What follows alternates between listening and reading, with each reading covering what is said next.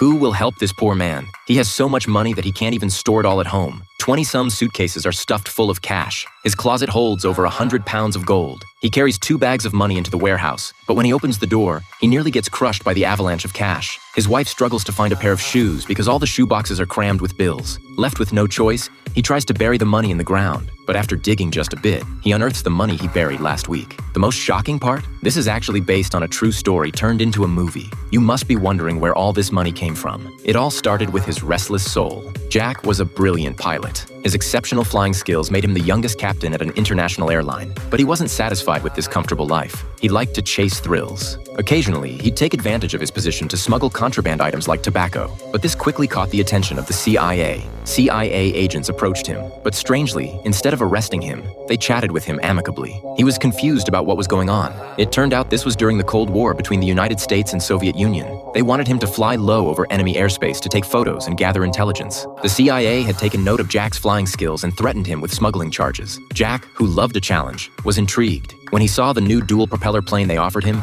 he couldn't wait to get his hands on it and give it a spin. You could tell from his expression that he was pleased. Without even discussing it with his wife, he quit his decent job and became the CIA's dedicated pilot. But he had no idea how dangerous this job would be. Flying through enemy airspace under heavy gunfire was practically a suicide mission. Right after snapping photos, his propeller got hit by a bullet, immediately disabling the thruster. Jack's adrenaline spiked. Only by using his most incredible flying maneuvers did he manage to narrowly escape disaster. This filled his life with passion. To avoid his wife's suspicion, he'd change clothes before going home each time, pretending he'd just gotten off a normal shift. The CIA was very pleased with this and even gave him new assignments. Of course, none of this explains how he got so rich, but what happened next would quickly turn him into a multi-millionaire.